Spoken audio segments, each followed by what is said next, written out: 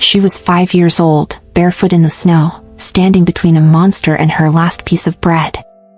And when she looked up at the Vampire King with those fearless eyes and whispered please, she did not know she was saving more than dinner. She was saving the monster. Kael Valdris had ruled the Northern Kingdom for 900 years. 9 centuries of blood. 9 centuries of enemies buried beneath frozen ground. 9 centuries of learning one simple truth. Trust no one. Love nothing. And never, ever show mercy. He stood at the edge of the village square, watching his soldiers collect the monthly tribute. Grain. Salted meat. Whatever these pathetic humans had scraped together to survive another winter. He did not need the food. Vampires did not eat bread. But he needed their fear. Fear was the only currency that kept kingdoms standing. His second in command, Victor, approached with a ledger. My lord, 3 families have failed to meet their quota. Shall I make examples of them? Kael tilted his head, a cold smile playing on his lips. Examples.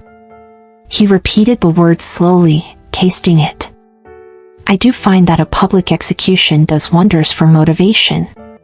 But then again, dead humans cannot farm, can they? Perhaps just remove a hand from each household. Left hands. I am feeling generous tonight. Victor bowed and turned to leave. That was when he heard it. A small voice. Trembling but unbroken. Please. Please do not take our food. We worked all day for this. Kael turned slowly, his ancient eyes scanning the crowd until they landed on the source. A woman clutching a cloth sack against her chest, and in front of her, a child. A tiny girl with tangled brown hair and bare feet that had turned red from the cold. The girl was looking directly at him. Not at his soldiers. Not at Victor. At him. The Vampire King himself. And she was not running. If you are new here, welcome to the family. Hit that subscribe button right now and join the fastest growing vampire love stories community on YouTube. We have so many incredible stories planned for you, and trust me, you do not want to miss what is coming. Also, drop a comment and tell me where you are watching from tonight. I would love to know which corner of the world is falling in love with this story. Now, let us continue. The crowd gasped. Mothers pulled their children back. Men lowered their eyes to the ground, praying the king had not noticed them. But the woman behind the little girl did not pull her away. She stood frozen, her face pale as death, her arms trembling around that cloth sack. Kael studied her. Late 20s. Hollow cheeks. The kind of beauty that poverty had tried to steal but could not quite take. Her eyes were dark and defiant, even as fear poured off her in waves he could almost taste. He took a step forward. The crowd parted like water before a blade. Victor moved to intercept the child, but Kael raised one hand without looking. His second in command stopped immediately. Kael crouched down slowly, bringing himself to the little girl's eye level. This close, he could hear her heartbeat. Rapid. Terrified. And yet she did not move. Fascinating. He tilted his head, examining her like a curious predator studying something it had never encountered. What is your name, little mouse? The girl swallowed hard. Her voice came out barely above a whisper. Mila. Mila. He repeated it slowly, letting the name roll off his tongue.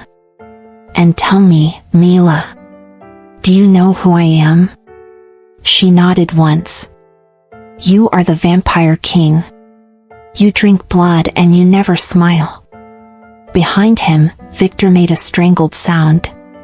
The crowd held its breath. But Kael felt something strange. Something he had not felt in centuries. The corner of his mouth twitched. never smile. He repeated, almost to himself. Well, I suppose that is accurate enough. And yet here you stand, tiny and barefoot, telling me what I can and cannot take. He leaned closer, his voice dropping to a dangerous whisper. Do you have any idea what I do to people who tell me no? The mother lunged forward then, dropping to her knees beside her daughter. My lord, please. She is just a child. She does not understand. I beg you, punish me instead. Take my blood. Take my life. But please, let her go. Kael's eyes shifted to the woman. Now he could see her fully. The dark circles beneath her eyes. The calluses on her hands. The way she positioned her body between him and the child, even knowing it was useless. A mother's love. How touching. How utterly foolish.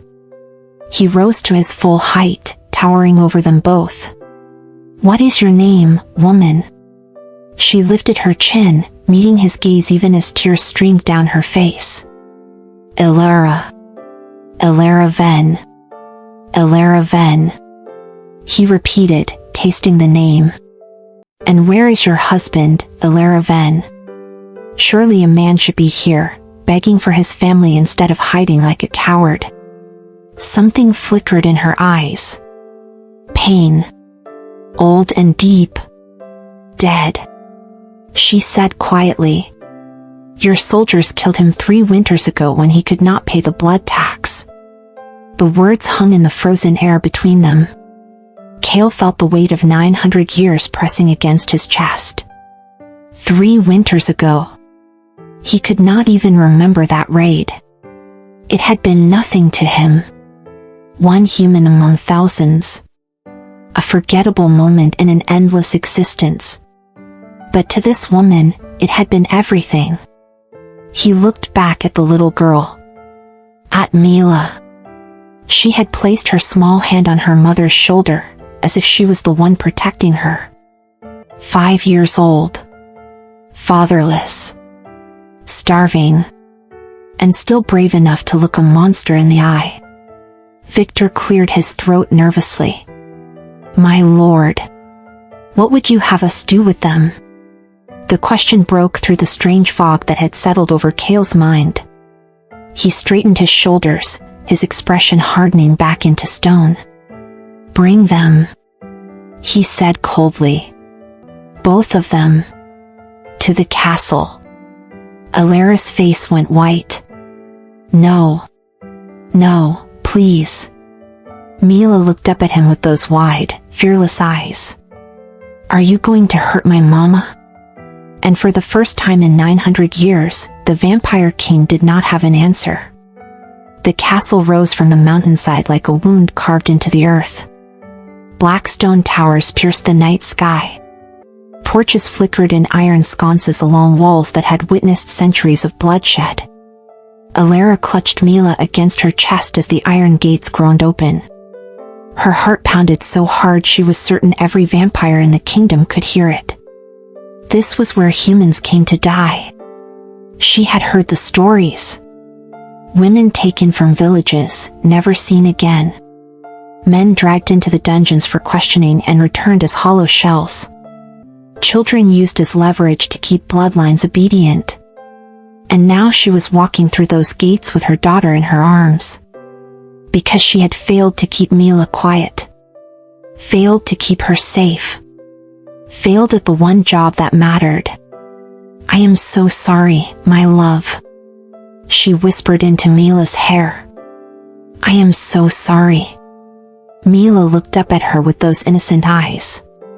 Mama, why does the king look so sad? Elara blinked. What?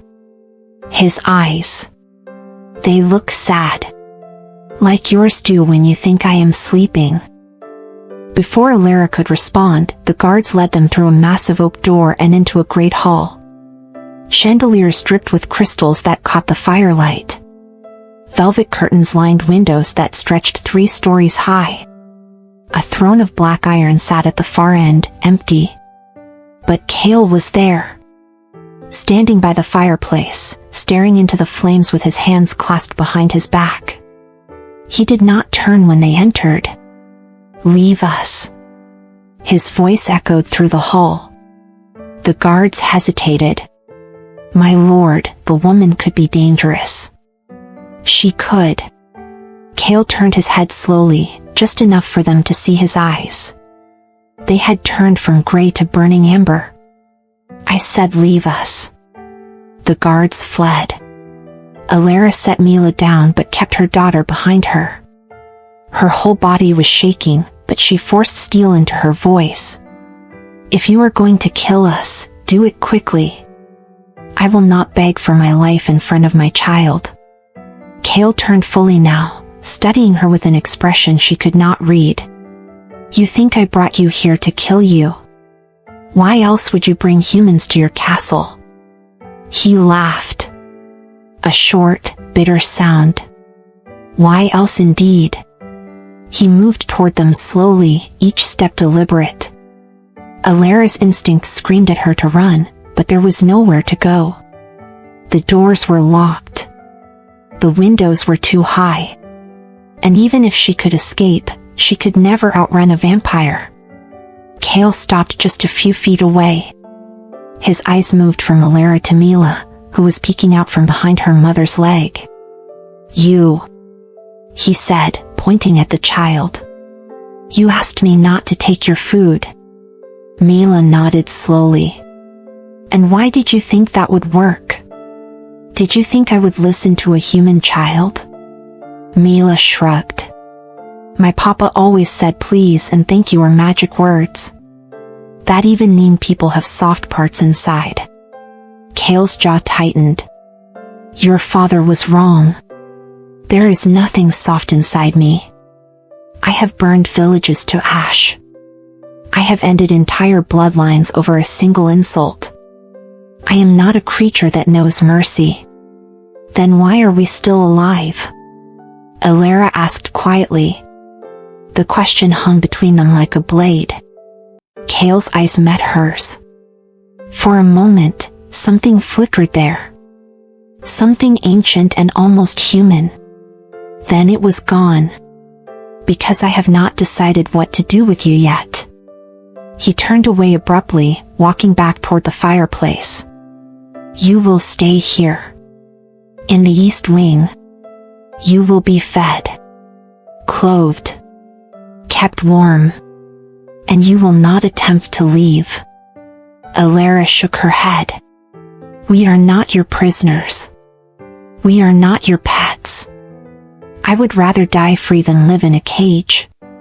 Kael spun around, his voice dropping to a deadly whisper. "You would rather die? Fine. That can be arranged. But what about her?" He pointed at Mila.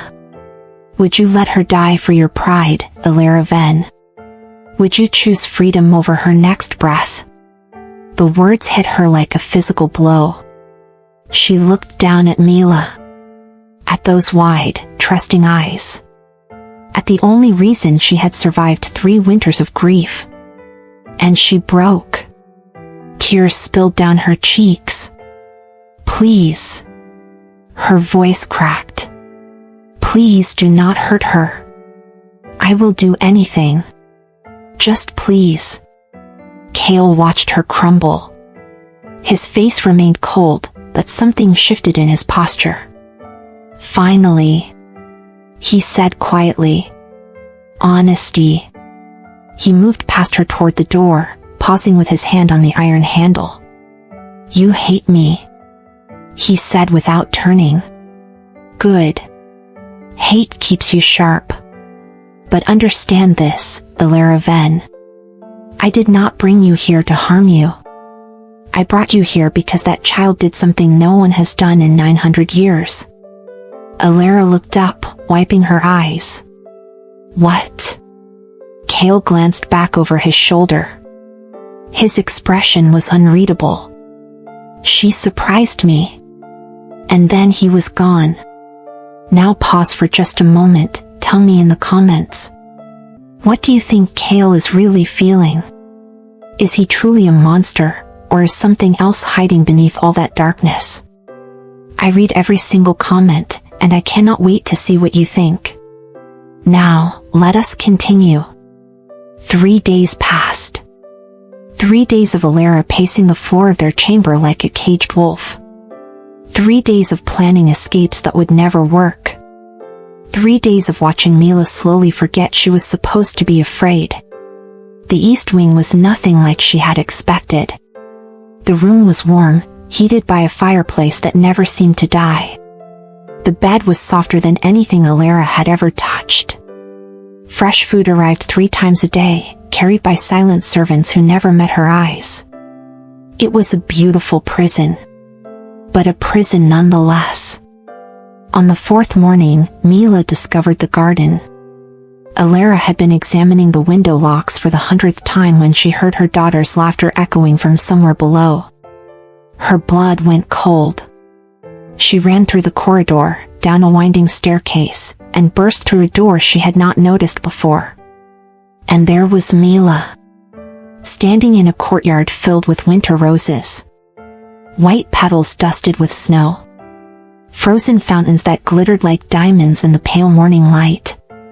And beside her, crouched in the snow, was Kael. Elara's heart stopped. The Vampire King was holding a white rose, turning it slowly in his fingers while Mila watched with fascination. He was speaking to her in a low voice, and whatever he was saying was making the child giggle. Giggle. At a monster. What are you doing? Elara's voice came out sharper than she intended. Kael looked up, completely unbothered. Teaching your daughter about horticulture. Did you know these roses only bloom in winter? They are called widow's tears. Fitting, really. They thrive in conditions that would kill anything else. He handed the rose to Mila, who clutched it like a treasure. Elara marched forward and grabbed her daughter's hand. Mila, come. Now. But Mama, the king was telling me about the flowers. He knows so many things. The king is dangerous. Elara pulled Mila behind her, glaring at Kael. Stay away from my daughter. Kael rose slowly, brushing snow from his coat. His expression flickered between amusement and something darker. I was merely having a conversation. Contrary to popular belief, I do not bite children. You bite everyone else. Only the ones who deserve it. He tilted his head, studying her. You have not eaten today. Elara stiffened. How would you know that? Because I know everything that happens in my castle. The servants report to me. You have been refusing food since yesterday. Starving yourself will not free you, Elara. It will only make you weak. Maybe I would rather be weak than owe you anything. Kael's eyes hardened. Oh me. He stepped closer, his voice dropping. You owe me nothing. I have asked nothing of you. I have taken nothing from you. And yet you treat me as if I have already committed some unforgivable sin. You killed my husband. The words exploded out of her before she could stop them. Silence. Kael stood completely still. The winter wind howled through the courtyard, stirring his dark hair, but he did not move. I did not kill your husband, he said finally. His voice was quieter now. I did not even know your husband existed. Your soldiers did. On your orders. The blood tax. You created the blood tax. He looked away. Yes. I did. So his blood is on your hands. Every human who has died because they could not pay. Every child who grew up without a father. Every widow who cried herself to sleep. That is your legacy. Kael was silent for a long moment. When he spoke again, His voice was strange, almost hollow. You think I do not know that? Elara blinked. She had expected anger, denial, cruelty. Not this. Kael turned and walked toward the frozen fountain. He stood with his back to her, staring at the ice. I have lived for 900 years, Elara. 900 years of war. Of betrayal. Of watching everyone I ever cared about turn to dust. He paused. Do you know what that does to a soul? It hollows you out. It makes you forget that the creatures around you are anything more than pieces on a board. Mila tugged at Elara's hand. Mama. He looked sad again. Elara did not respond. She was watching Kael. Watching the way his shoulders had tensed. The way his hands had curled into fists at his sides. He was not performing. This was not a trick. He was genuinely haunted. I am not asking for your forgiveness, Kael said without turning. I am not asking for anything. But I need you to understand something. He finally turned to face her. His eyes were no longer cold. They were burning with something she could not name. I brought you here because your daughter looked at me without fear. Do you understand what that means? In 9 centuries, no one has ever looked at me like that.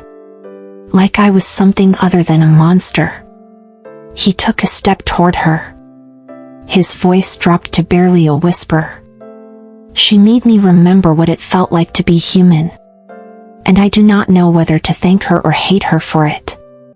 Elara felt the ground shift beneath her feet. Everything she thought she knew about this creature was crumbling. He was a killer. A tyrant. A monster. But he was also something else. Something broken. Something searching. And that terrified her more than his fangs ever could. Mila pulled her hand free and walked toward Kael. Before Elara could stop her, the little girl reached up and placed her small hand over his.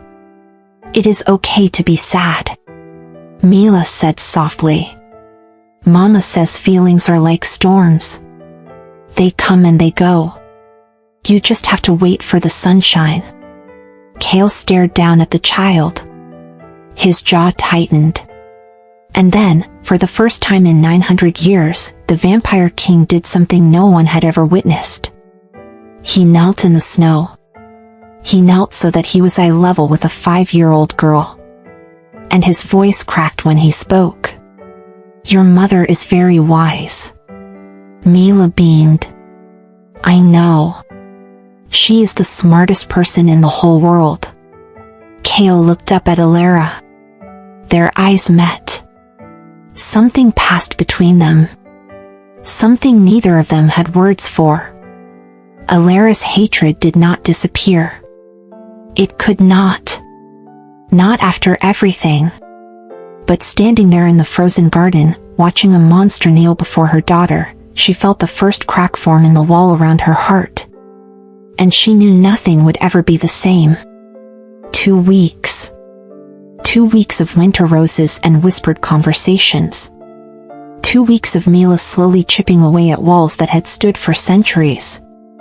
2 weeks of Elara watching from doorways, telling herself she was only protecting her daughter. But the truth was more complicated. She was curious. About the monster who read bedtime stories to her child. About the tyrant who had ordered extra blankets when he noticed Mila shivering.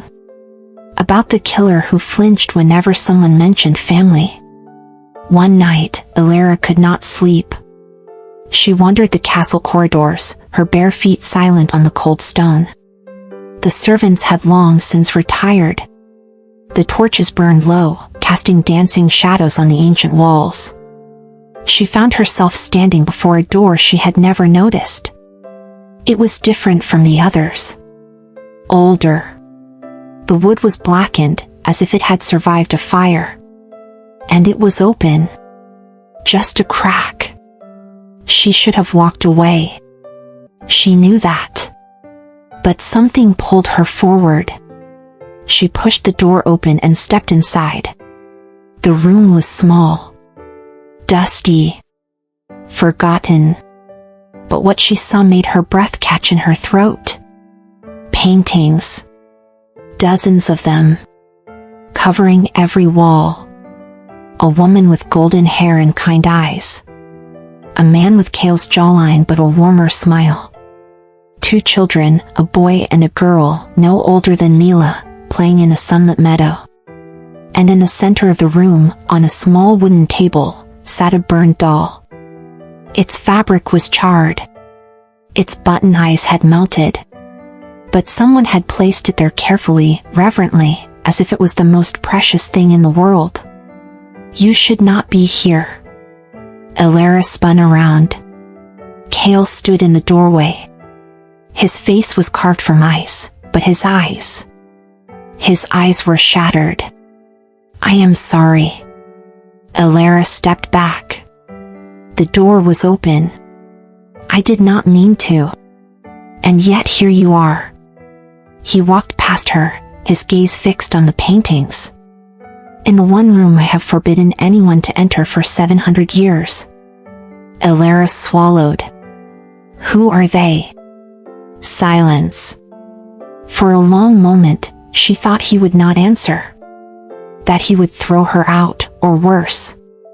But then he spoke. His voice was barely a whisper. My family. Elara felt her heart clench. Your family. Kael reached out and touched the painting of the woman. His fingers trembled. Her name was Lysandra. She was human. The most beautiful, stubborn, infuriating creature I had ever met. She drove me absolutely mad. A ghost of a smile crossed his face. She used to tell me I was too serious. That I needed to laugh more. She would hide my boots so I could not leave for war. She would burn dinner on purpose just to see my face. What happened to her? Elara asked softly. The smile vanished. I happened to her. Kael turned away from the painting. His hands curled into fists at his sides. I was not always a king. Once, I was just a soldier. A vampire who wanted nothing but a quiet life with his wife and children. But I had enemies. Old enemies. The kind that never forget and never forgive. He laughed bitterly. I suppose I learned that from them. He walked toward the burned doll, picking it up with impossible gentleness. They came at night. While I was away fighting someone else's war. They burned our village to the ground. Every house. Every field. Every living thing. His voice cracked. I found Lysandra in the ashes. She was holding our children. She had tried to shield them with her own body. Elara felt tears streaming down her face. She did not wipe them away. I could not save them. Kael continued. I was the strongest vampire in the realm, and I could not save my own family. So I made a vow. I would never be weak again. I would never let anyone have power over me. I would become so terrifying that no one would ever dare to touch what was mine. He set the doll back down. And I kept that vow. For 700 years.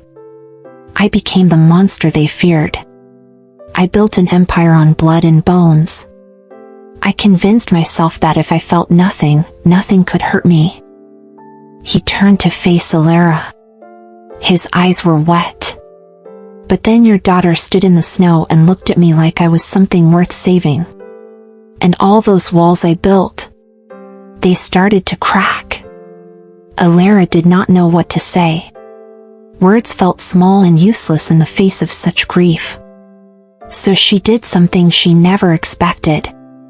She walked toward him. And she placed her hand over his heart. Kael froze. His whole body went rigid. You lost them, Elara said quietly. And that pain made you into something you never wanted to be. But that does not mean you have to stay that way forever. Kael stared at her. His jaw tightened. You do not understand. I have done terrible things. Unforgivable things. So have I, Elara whispered. I have wished you dead 1,000 times. I have imagined putting a stake through your heart. I have hated you with every breath in my body. She looked up at him. But standing here, in this room, looking at what you lost, I do not see a monster anymore. I see a man who has been in mourning for 700 years. And I think maybe it is time you let yourself feel something other than pain. Kael's breath caught. For a long moment, neither of them moved. Then, slowly, carefully, as if he was afraid she might disappear, Kael lifted his hand and placed it over hers. I do not know how, he admitted. His voice was raw. I have forgotten. Elara squeezed his hand. Then let us figure it out together. Outside, the wind howled against the castle walls. Snow fell in thick sheets, blanketing the world in white. But inside that forgotten room, surrounded by ghosts of the past, something new was beginning to bloom. Something fragile. Something terrifying. Something that felt dangerously close to hope. Spring came slowly to the northern kingdom. The snow began to melt. The frozen fountains started to flow again. And the widow's tears in the garden gave way to something new. Red roses. Blood red, but soft as silk. Kael had them planted specifically for Mila. She is obsessed with red. He explained one morning, watching from the balcony as the child ran through the garden below. She told me it was the color of courage. I did not have the heart to tell her it is also the color of my dinner. Elara laughed before she could stop herself. Kael turned to look at her, his eyebrow raised. Was that a laugh? Did Elara Ven, the woman who once threatened to stake me with a butter knife, just laugh at my joke? It was not that funny. It was hilarious. Admit it. I am charming. You are insufferable. Charming and insufferable are not mutually exclusive, love. The word slipped out before he could catch it. Love. Elara's cheeks flushed. She looked away quickly, pretending to watch Mila pick flowers. Kael cleared his throat. I did not mean. I know. She said softly. It is fine. But it was not fine. And they both knew it. Something had shifted between them in the weeks since that night in the burned room. The hatred that had once consumed Elara was fading, replaced by something far more complicated. She found herself looking for him in crowded hallways, listening for his footsteps outside her door, smiling when he made his terrible jokes. And Kael. Kael was changing too. He had reduced the blood tax. Not eliminated it, but lowered it enough that families could survive. He had ordered his soldiers to stop the public punishments. He had even released 3 prisoners from the dungeon, men who had stolen bread to feed their children. When Victor questioned him about it, Kael simply shrugged. Perhaps I am growing soft in my old age. Or perhaps I have simply realized that fear is a terrible foundation for a kingdom. Either way, it is my decision, and if you question me again, I will remove your tongue and feed it to the wolves. Victor did not question him again. One evening, Elara found Kael in the library. He was sitting by the fire, a book open in his lap, but he was not reading. He was staring at the flames, lost in thought. She hesitated in the doorway. I can leave if you want to be alone. No. He looked up, and his expression softened when he saw her. "Stay. Please." She walked toward him and sat in the chair across from his. The fire crackled between them. "What are you thinking about?" she asked. Kael was quiet for a moment. Then he smiled. A real smile, not the cold smirk he wore like armor. "I was thinking about my daughter," he said. "Isabel. She was about Mila's age when I lost her." She had this laugh. Like bells ringing. "I used to make up ridiculous stories just to hear it." Elara leaned forward. "Tell me one." "One what?" "One of your ridiculous stories." Kael raised an eyebrow. "You want me to tell you a children's story? I want to know who you were before the grief. Before the crown. Before all of this." Something flickered in his eyes. Vulnerability. Raw and unguarded. "Very well." He leaned back in his chair. "Once upon a time, there was a very grumpy vampire who lived in a very dark castle. He thought he was very scary. He practiced his scary face in the mirror every morning." Elara pressed her lips together, fighting a smile. But one day, a tiny princess with wild hair and no shoes marched up to him and told him he was doing it all wrong. She said his scary face looked more like a constipated frog. Elara burst out laughing.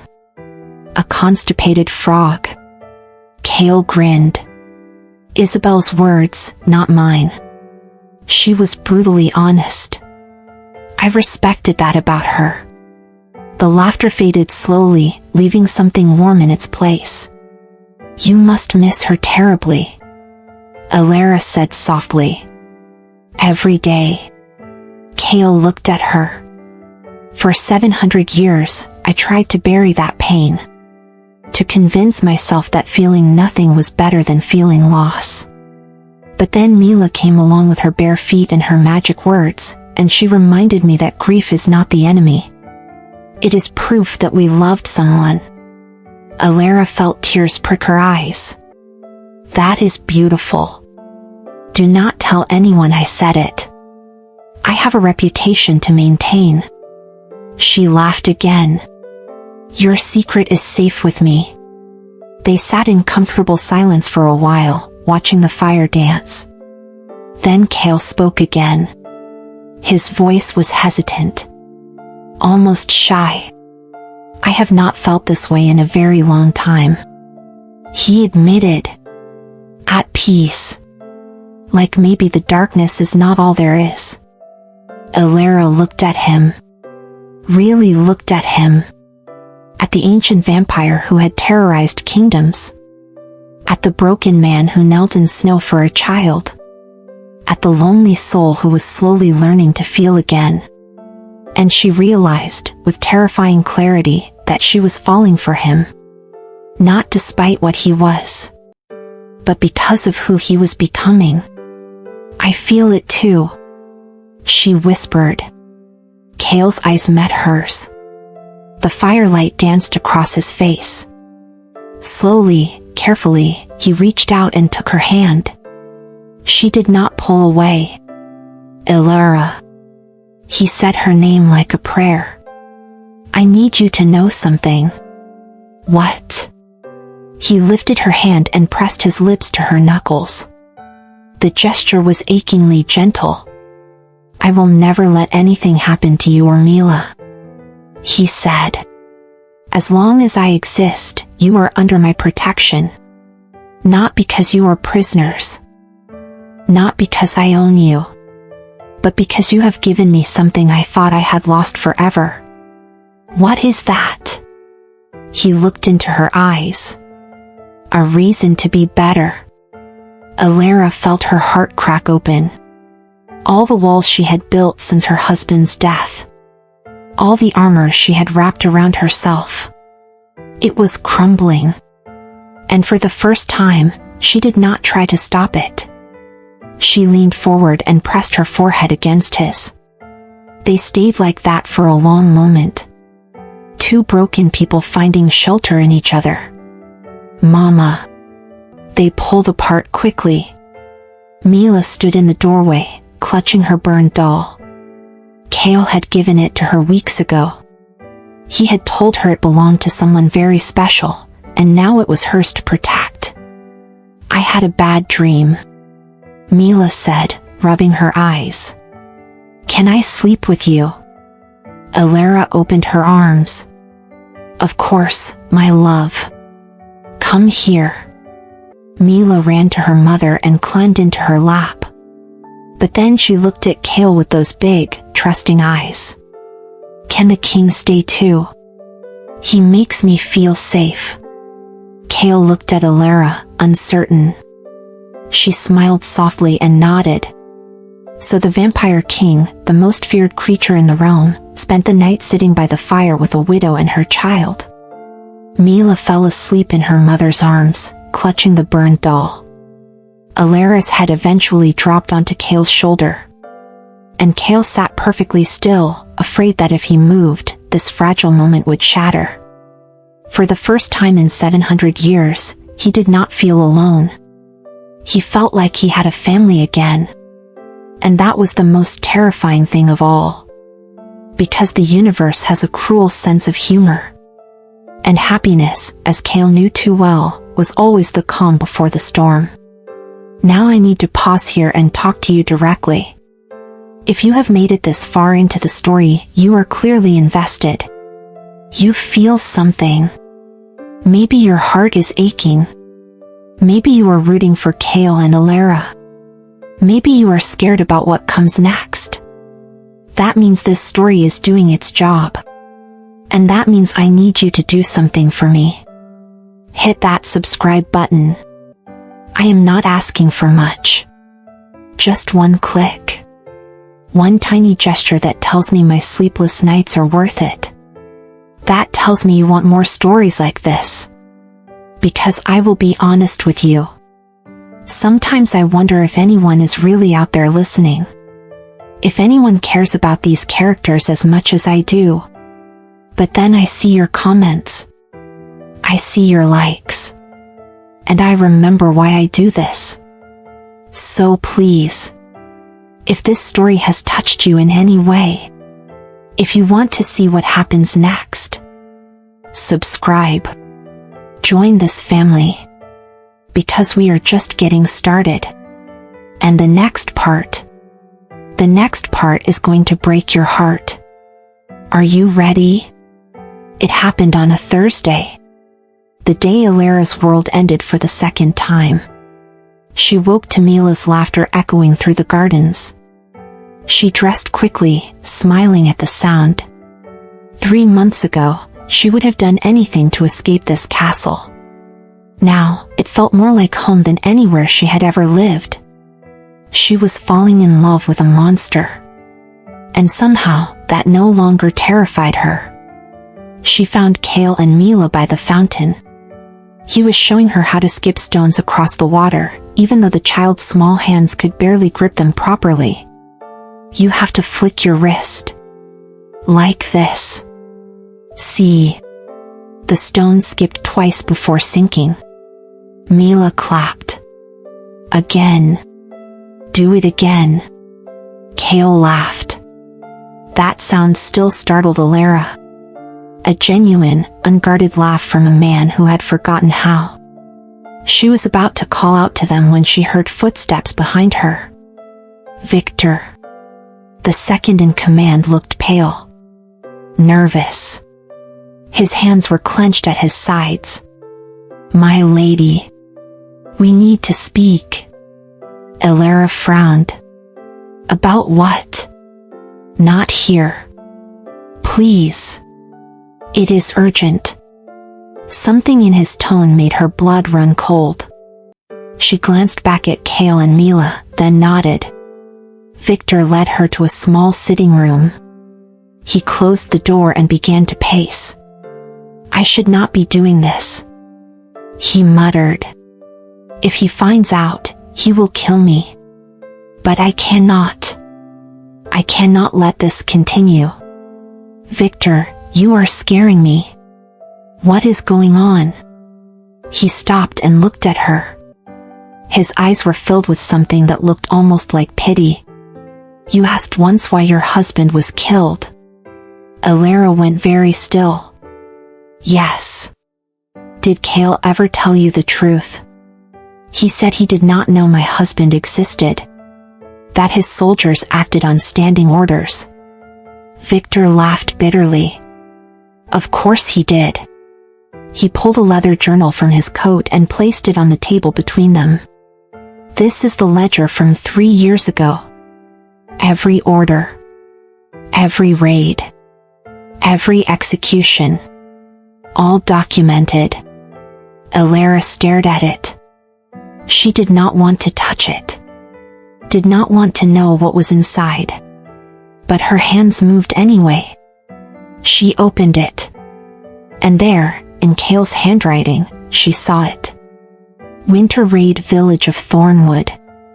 Collect blood tax by any means necessary. Make examples of resistors. No exceptions. Burn homes if quotas are not met. Her village. Her home. Signed and sealed by Kael Valdris himself. No. She whispered. No, he said. He lied. Victor said quietly. He gave the direct order. Your husband resisted. The soldiers followed protocol. Kael's protocol. Elara felt the room spinning. Her chest constricted. She could not breathe. Why are you showing me this? Because you deserve the truth. Victor's voice hardened. Because I have watched him play this game before. He finds someone vulnerable. Someone who makes him feel human. He draws them close. And then when he is done, when he has taken what he needs, he discards them. That is not what this is. Is it not? Victor leaned forward. Think, Elara. He brought you here against your will. He has kept you isolated. He has made you dependent on him. And now you are falling in love with the man who ordered your husband's death. Stop. He is using you. To feel better about himself. To pretend he is not the monster he truly is. And when you have served your purpose, what do you think will happen to you and your daughter? Elara stood abruptly. The chair clattered behind her. Get out. I am trying to help you. Get out. Victor bowed stiffly and left. Elara stood alone in the room, staring at the ledger. At the evidence of Kael's lie written in his own hand. All the warmth. All the softness. All the hope that had been growing inside her. It turned to ice. She found him still in the garden with Mila. He looked up when he heard her approaching, a smile on his face. There you are. Mila has been asking when we can. He stopped. One look at Elara's face and he knew. Mila. He said quietly. Go inside and ask the cook for some sweet bread. Tell her I sent you. But I want to stay. Now, little one. Something in his tone made the child obey. She hugged her mother quickly and ran toward the castle. The moment she was gone, Kael stood. What happened? Elara pulled the ledger from beneath her cloak and threw it at his feet. How could you? Kael looked down at the ledger. His face went completely blank. Elara. Do not. Her voice shook with rage. Do not say my name. Do not speak to me like we are anything to each other. Where did you get this? Does it matter? She stepped toward him, her hands balled into fists. You looked me in the eyes. You held my hand. You told me you did not know. And it was a lie. Elara, let me explain. Explain what? She screamed. The words echoed across the garden. Explain how you personally ordered the raid that killed my husband. Explain how you signed the death warrant for everyone I loved. Explain how you have been lying to me for months. Tears streamed down her face. I trusted you. I let you near my daughter. I was falling in love with you. And all this time, you were the reason my life was destroyed. Kael's jaw tightened. I gave a standing order, yes. But I did not know. You did not care. That is worse. You sat in this castle and signed papers that you knew would end lives, and you did not care enough to even remember their names. You are right. The admission shocked her into silence. Kael looked at her with eyes full of ancient pain. You are absolutely right. I did not care. I signed those orders without a second thought because I had convinced myself that humans were nothing. That their lives were worth less than the stability of my kingdom. He took a step toward her. But that was before I met you. Before Mila reminded me what it meant to be human. Before I remembered that every name on every piece of paper was someone's father, someone's husband, someone's entire world. Elara shook her head. That does not change what you did. No. It does not. Kael's voice broke. And I will carry that guilt for the rest of my immortal life. But Elara, please, you have to believe me. I did not bring you here because of some manipulation. I brought you here because your daughter gave me hope for the first time in 700 years. Hope. She laughed bitterly. You want to talk about hope? I had hope once. I had a husband who loved me. A home. A life. And you took it all away. I know. And then you made me fall in love with you. The words hung in the air between them. Kael's breath caught. Elara. How dare you? She whispered. How dare you make me feel this way? How dare you make me believe that monsters could change? That love could heal anything. That you were different. I am not different. Kael said quietly. I am exactly what you always thought I was. A killer. A tyrant. A creature who has caused more pain than I could ever atone for. He looked at her with raw, desperate eyes. But I am also someone who loves you. Who would burn this entire kingdom to the ground if it meant keeping you and Mila safe. Who wakes up every morning grateful that you exist. Stop. I cannot. His voice cracked. Because it is true. All of it. The terrible things I have done. The man I am trying to become. The fact that I love you so much it terrifies me. Elara closed her eyes. Tears streamed down her face. I cannot do this. She whispered. I cannot love the man who destroyed my life. Then hate me. Kael said. Hate me for the rest of your days. But please, Elara. Please do not take Mila and leave. I will stay away from you. I will give you anything you want. Just please. His voice broke completely. Please do not leave me alone again. Elara opened her eyes and looked at him. At this ancient, powerful vampire brought to his knees by grief.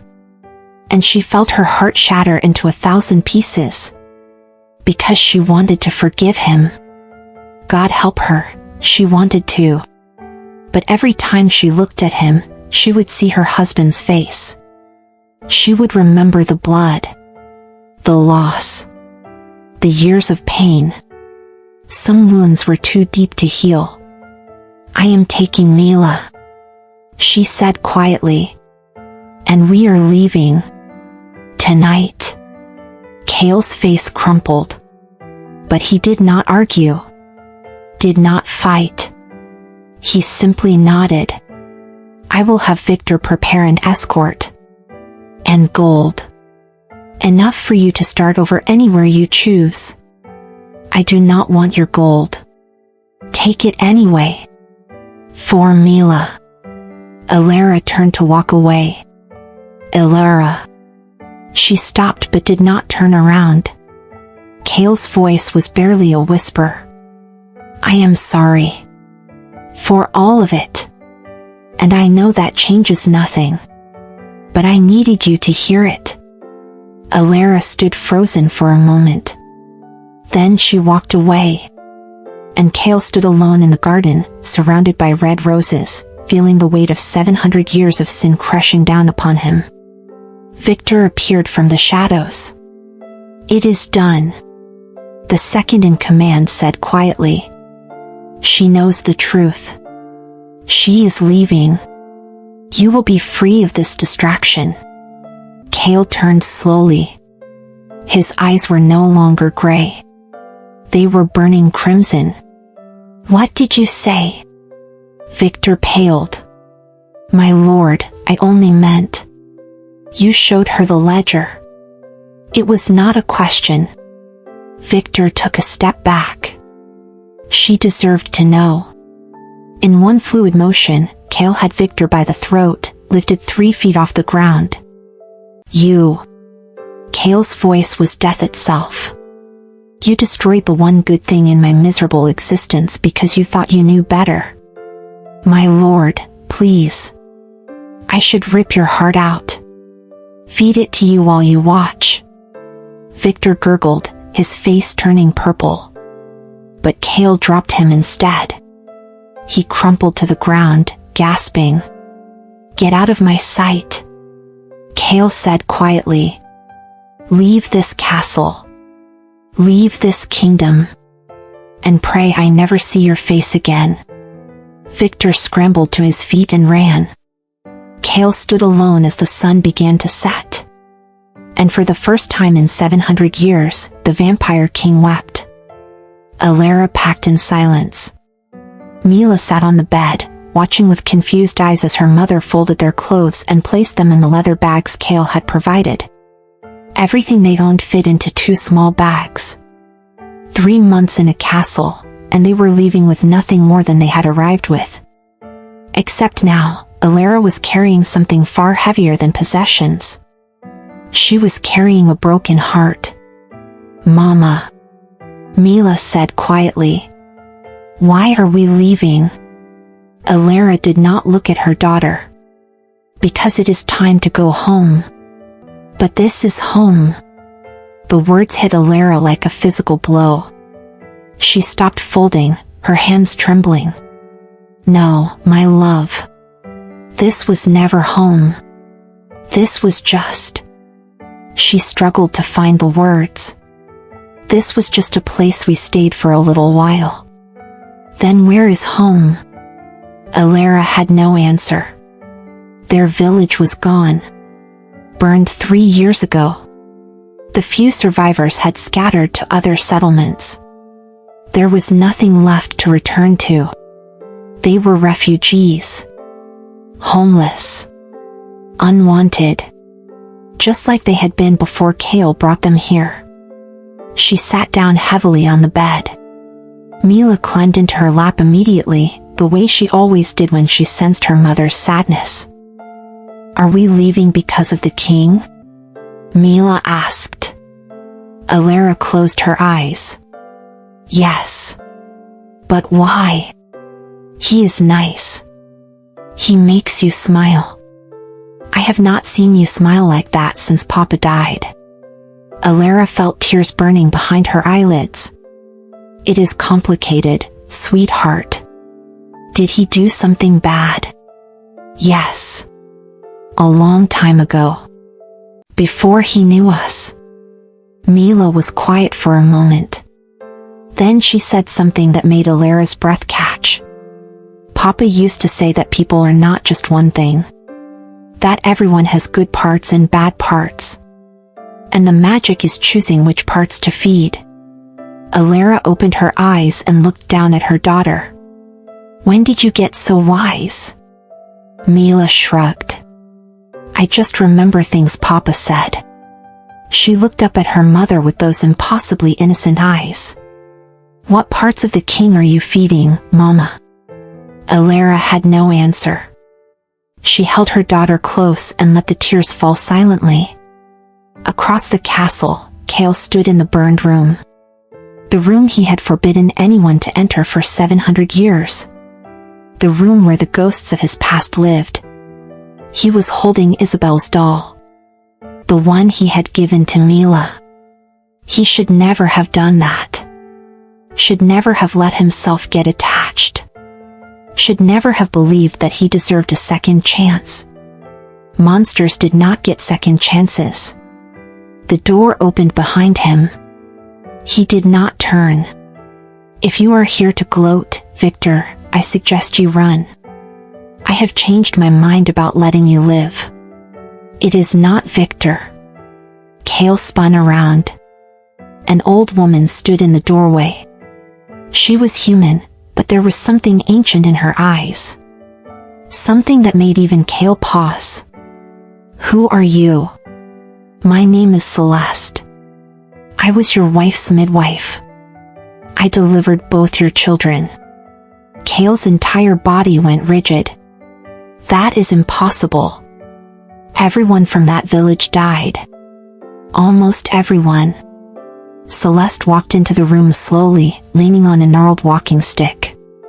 I was visiting family in the next town when the attack happened. By the time I returned, there was nothing but ash. She looked at the paintings on the wall. I have been searching for you for 700 years, Kael Valdris. And now I have finally found you. Why? What could you possibly want from me after all this time? I want to deliver a message. Celeste turned to look at him. From Lysandra. Kael felt the floor drop out from under him. What are you talking about? Before she died, Lysandra knew you would blame yourself. She knew the guilt would consume you. So she made me promise that if I ever found you, I would tell you something. Celeste stepped closer. She forgave you. Even as the flames took her, even as she held your children for the last time, she forgave you. She said it was not your fault. She said you were the best husband, the best father, and that she would love you beyond death itself. Kael's hands were shaking. Stop. She said you would do this. That you would punish yourself for centuries. That you would become hard and cold and cruel. She wept for the man you would become, Kael. Not for herself. For you. I do not need to hear this. Yes, you do. Celeste's voice was firm. Because Lysandra also told me to tell you that if you ever found love again, if you ever found a reason to live beyond revenge and pain, you should take it. You should hold on to it with everything you have. Because that is what she would want. Not eternal grief. Not self-destruction. But life. Love. Joy. Tears streamed down Kael's face. I have done terrible things. Unforgivable things. We all have. Celeste said gently. The question is not what you have done. The question is what you will do now. She is leaving. Kael whispered. The woman I love. She is taking her daughter and leaving because I killed her husband. Because I destroyed her life. Then stop her. I cannot. I do not deserve her. Celeste smiled sadly. Lysandra did not deserve to die in flames. Your children did not deserve to be murdered. That little girl downstairs did not deserve to lose her father. We rarely get what we deserve in this life, Kael. But sometimes, if we are very lucky, we get what we need. She turned to leave. Lysandra loved you until her very last breath. Do not waste the second chance she would have wanted you to have. And then she was gone. Kael stood alone in the burned room, holding his daughter's doll, feeling the weight of 700 years lifting from his shoulders. He had a choice. He could let Elara go. Let her hate him. Let her leave with Mila and never look back.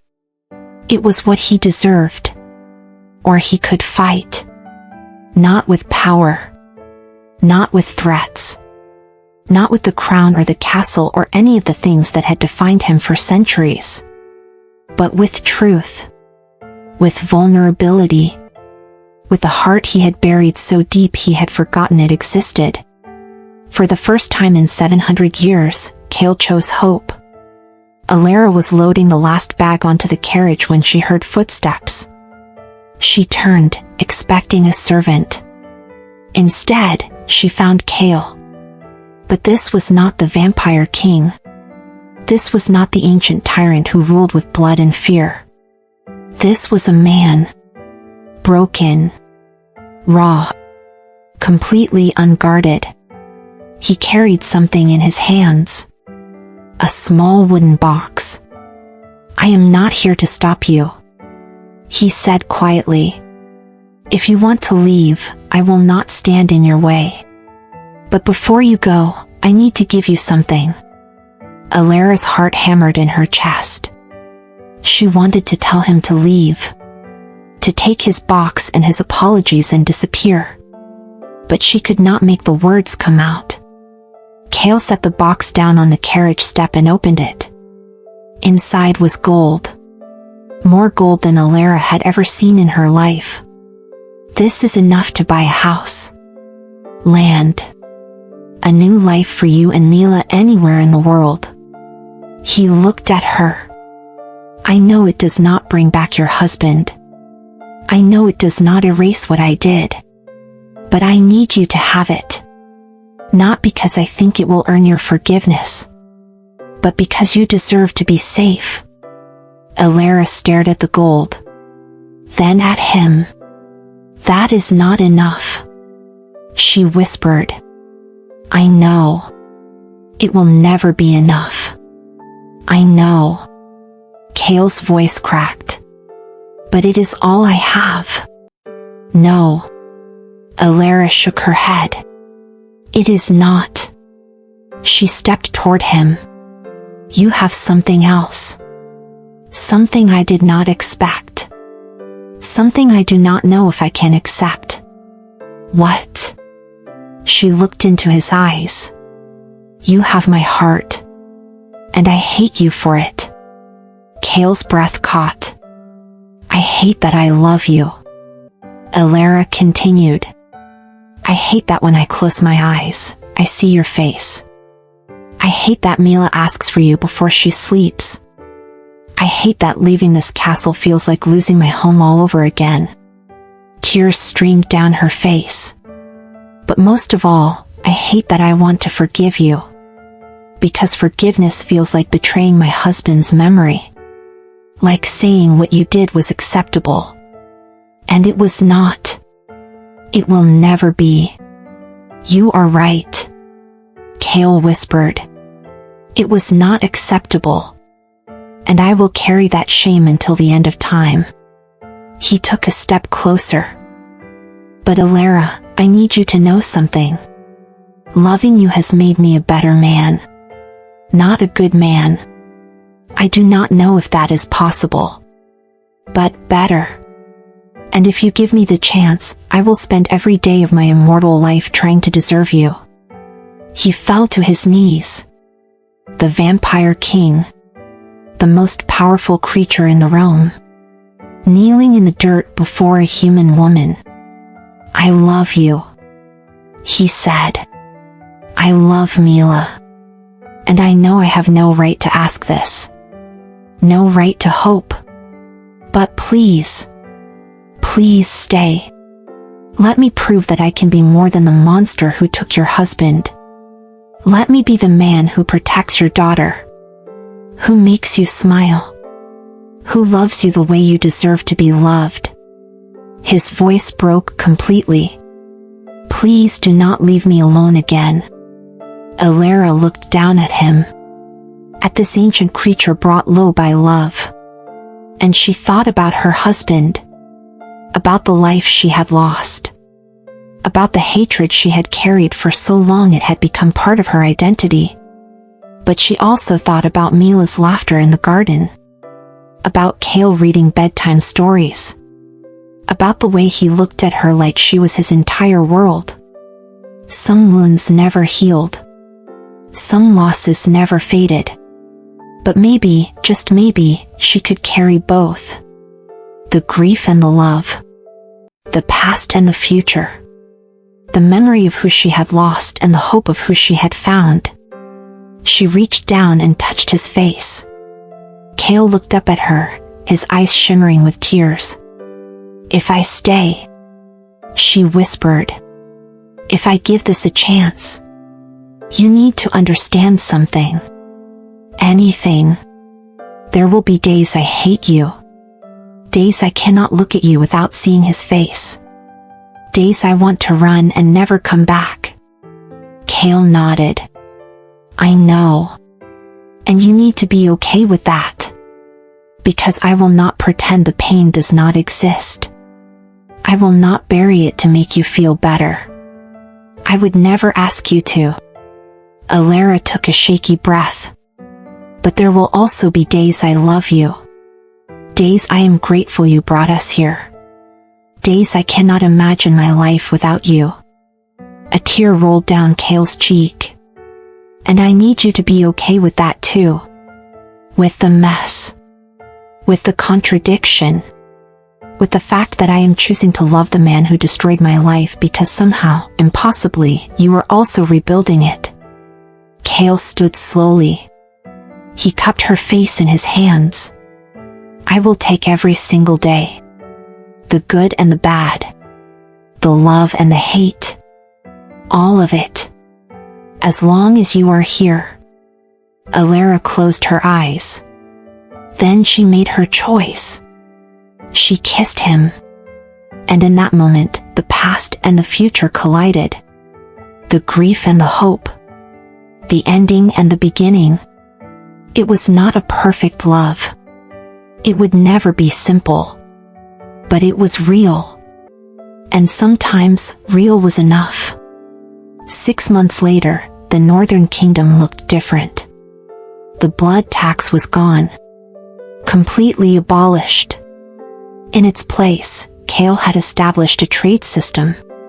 Humans provided crops and crafts. Vampires provided protection and resources. It was not perfect, but it was fair. The dungeons had been emptied. The public execution platforms had been torn down. And the Vampire King who once ruled through fear now walked through villages and listened to his people's needs. Some called him weak. Some called it a trick.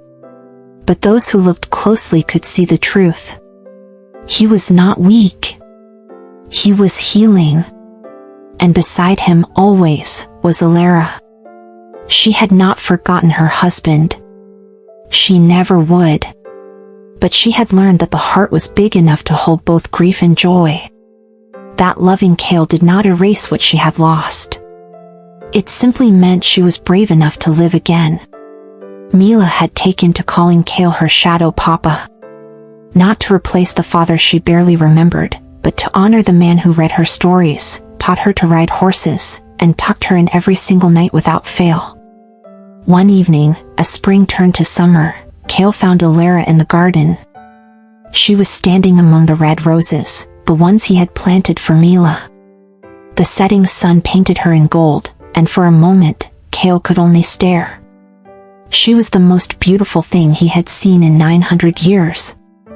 He walked up behind her and wrapped his arms around her waist. She leaned back against him, smiling. "You are staring again. Can you blame me?" He pressed a kiss to her temple. "I am still not convinced you are real. That any of this is real. It is real." She turned in his arms to face him. "We are real." He looked down at her, his expression soft. Do you regret it? Staying? Elara was quiet for a moment. Then she smiled. Some days, yes. Some days I want to throw dishes at your head. Only dishes. I was expecting at least a dagger or two. She laughed. Give me time. He grinned and pulled her closer. I love you, Elara Ven. More than I thought possible. I love you too. She whispered. Even when I do not want to. Especially then. They stood together as the sun set, wrapped in each other, surrounded by roses. Mila came running from the castle, her laughter ringing through the garden like bells. Shadow Papa. Mama. Come quick. Cook made berry tarts and she said I could have 2 if you say yes. Kael raised an eyebrow at Elara. 2 tarts. That is basically pure sugar. She will be bouncing off the walls until midnight. Your problem, not mine. Elara grinned. You are the one who spoils her. I have no idea what you are talking about. I am the picture of discipline. You gave her a pony last week. She needed transportation. She is 5. Semantics. Elara laughed and took his hand. Come on. Let us go see these tarts before Mila eats them both anyway. They walked toward the castle together. A family. Unconventional. Complicated. Built on the ruins of tragedy. But a family nonetheless. As they reached the door, Mila stopped and looked up at Kael with those big, innocent eyes. Shadow Papa. She said. Are you happy? Kael crouched down to her level, just like he had that first night in the village square. The night a barefoot little girl with no fear had looked at a monster and asked him not to take her food. The night everything changed. He smiled. A real smile. Full of warmth and light and hope. Yes, little mouse. I am very happy. Good. Mila threw her arms around his neck. Because you smile now. And Mama says smiles are proof that hearts are working right. Kael looked up at Elara. She was watching them with tears in her eyes. Your mama is very wise. He said softly. I know. Mila pulled back and grabbed both their hands. Come on. The tarts are waiting. She dragged them inside, chattering about everything and nothing. And Kael realized something profound. For 900 years, he had been searching for redemption. For forgiveness. For a way to atone for the terrible things he had done. But redemption was not a destination. It was a choice. Made every single day. The choice to be better. To love harder. To protect fiercely. To honor the past while building the future. He would never be perfect. He would carry his sins until the end of time. But he was no longer alone in the darkness. He had found his light. And her name was Elara. Later that night, after Mila had fallen asleep clutching her burned doll, after the castle had gone quiet, Kael and Elara stood on the balcony overlooking the kingdom. Do you think we can really do this? Elara asked quietly. Build something good from something so broken. Kael pulled her close. I think we already are. She looked up at him. I never thought I could love again after losing him.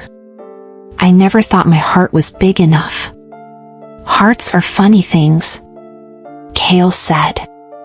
The more you use them, the bigger they grow. When did you become a poet? About 6 months ago. When a stubborn woman and her fearless daughter reminded me I had a heart at all. Elara smiled and kissed him softly. Thank you. She whispered. For what? For proving that even monsters can change. That even the darkest souls can find light. That love, real love, is worth fighting for. Kael rested his forehead against hers. No. Thank you. For seeing past the monster. For giving me a reason to be better. For loving me even when I did not deserve it. They stood together under the stars, two broken souls who had found each other in the darkness. And for the first time in 900 years, the Vampire King believed in happy endings. Because he was living one. The kingdom would remember Kael Valdris for many things. His power. His cruelty. His iron rule. But those who truly knew him would remember something else. They would remember the day a little girl stood in the snow and said, "Please do not take our food, we worked all day for this." And how those simple words from a fearless child had brought a monster back to life. Love did not erase the past. It did not make the pain disappear. But it gave them a future. A hope. A chance. And sometimes, that was the greatest magic of all. Before you go, I need to talk to you one more time. You just spent 40 minutes with Kael and Elara. You watched them break. You watched them heal. You watched them choose love over hate, hope over despair. If this story touched your heart, if you felt something real, then do not scroll past without doing one thing. Subscribe. I am not joking. I stayed up until 3 in the morning crafting this story for you. I poured my heart into every word. I gave you Kael's redemption and Elara's healing and Mila's innocent wisdom. The least you can do is hit that button. And here is the thing. If you love this story, there are so many more coming. More vampire kings with broken hearts. More human women who refuse to be afraid. More love stories that defy every rule. But I need to know you are out there. I need to see that subscriber count grow. Because that is what keeps me going. That is what makes the sleepless nights worth it.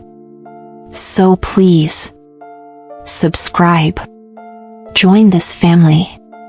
Become part of something special. Drop a comment and tell me what you thought. Did you cry?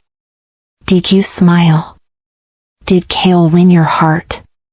Did Elara make you believe in second chances? I read every single comment. Every single one. And your words fuel my creativity more than you know. This is not just a channel. This is a community. A family of people who believe that love can conquer darkness. That redemption is possible. That even monsters deserve a chance at happiness. And I want you to be part of it. So hit that subscribe button right now. Do not wait. Do not think about it. Just do it. Because we have so many more stories to tell. And trust me, you do not want to miss what is coming next. Thank you for being here. Thank you for listening. Thank you for believing in love stories that break the rules. Now go subscribe. I will be waiting. Until next time, keep believing in love. Keep fighting for hope. And remember, even in the darkest night, there is always a chance for dawn. This is your storyteller, signing off. But not for long.